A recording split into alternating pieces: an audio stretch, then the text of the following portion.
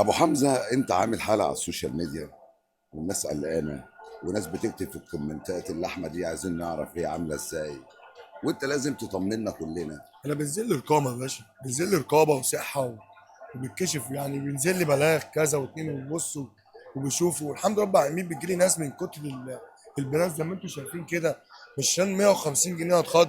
طب انا ممكن اقول ب 250 جنيه وشغال والحمد لله. طبعا. وانا في الايام العاديه ب 250 جنيه والله اكبر بحرق بالعشره وبالسته وبالسبعه وبالثمانيه وربنا كرمني. بس هو لازم برضو احنا نخلي بالهم معاهم. يعني عندي فيديو رفعته كان بيبيع ب 180 جنيه. في ناس كتبت لي فيه، جاب عندي 2000 كومنت عايزين ب 150 جنيه، عايزين ب 150 جنيه. النبي ابو حمزه ب 150 جنيه. ربنا قدرنا برضو وعملناه الحمد لله النهارده اهو. وزي ما انت شفت دي تالت بتعملها نقله. ازاي؟ ما هو عند لازم ربنا نفهم والله، ما ازاي. عند ربنا. ب 150 لو ضربنا 150 في 500 كيلو لحمه جوه العجل هتطلع لي رقم. الرقم ده ازاي قادر انت تحافظ ان الزبون ياخد ب 150 جنيه وانت مش خسران؟ لا ما فيش خساره، اكدب عليك لو في خساره، بس الم حقه. بتلم حقه اه بلم حقه. وما بس بتخسرش. لا. وتقول لاي جزار بيناقشك في الحكايه دي كده. انت عارف انا راجل ببيع جاموسي وبقري، وانت عارف ده البقري ماشي بكام في السوق، وبتوزن بكام في السوق، وبيقف بكام بعظمه، وبيقف بكام مشفي.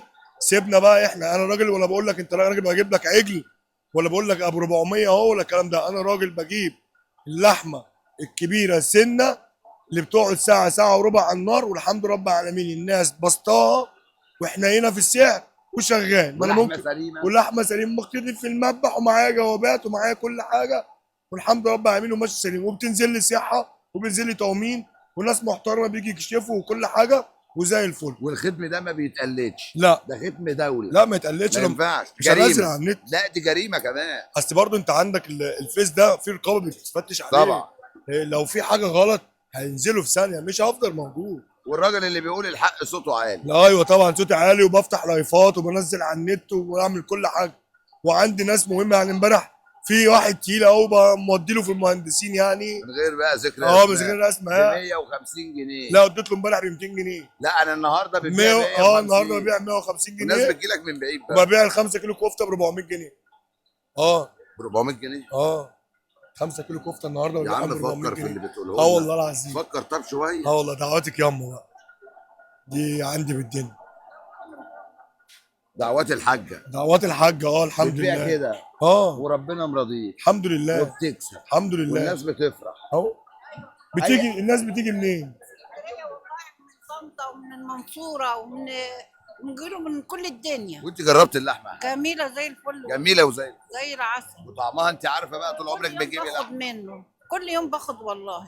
وبعدين هو حنين بصراحه، ما بيدقش مع حد. حتى لو انت ما معكش فلوس تكمل بيقول لك روح. بجد. والله.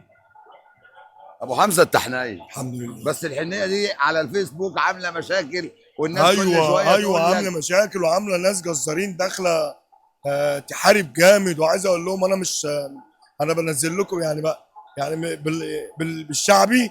انا كل ما بصحى من النوم بشيل وداني بسيبها في البيت عشان ما اشغلش دماغي. ولو شغلت دماغي هقع، وانا مش هقع.